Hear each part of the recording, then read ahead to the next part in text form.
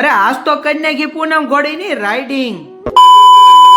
તો કેમ છો ડાયરો? મજામાં ને? આપડા બ્લોગ જોતે મજામાં જ હોય તો હવારમાં હું ને વિપુલ કાકા નીકળી ગયા દુકાને જવા માટે ને હતો બહુ બધો ઝાકળ ને સકીલા બેઠા હતા ભાઈ વાયર માથે અને જવો કઈ બતાતું નહોતું અને આપણે આવી ગયા દુકાને ભાઈ અને દુકાને ખોલીને પછી કરી નાખ્યા ભગવાનના દર્શન અને પછી આવી ગઈ આપણા માટે ચા. તો એક ચા ઠપકા લીધી અને ચા પીને આવી ગઈ મજા હો ભાઈ. અને ધીમે ધીમે કસ્ટમરો આવવા માંડ્યા હતા અને ભણિયાભાઈ લેતા હતા બધાનું માપ અને ભાઈ જવો પછી આપણો નવો સ્ટોક આવી ગયો તો આપણા દુદાભાઈ લાવ્યા હતા નવો સ્ટોક હોય ને બધા દેવરા ટ્રેન્સમાં આવી જાય કુર્તા લેવા અને આપણે જવો ભાઈ પગ મુકાય નહીં ને એટલી જગ્યા નહોતી ભાઈ તોય બધા માણસો આવ્યા કરતા હતા અને આપણે બધા કુર્તા આપ કરતા હતા ઓ ભાઈ.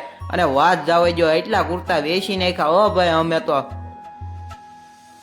અને હું જમીન આવ્યો ને તોય જવો કેટલા બાર ચપ્પલ પડ્યા છે એટલે તમે અંદાજો લગાડી શકતા છો અંદર કેટલું માણસ છે તોય જોઈ લો બધા આપણે કુર્તા તો લેવા છે ઓ ભાઈ દેવરા થેન્સ માંથી તો બધા પોગી જાય ભાઈ દેવરા થેન્સ માં અને કુર્તા લઈ લેજો મારા વાળા. A few moments later.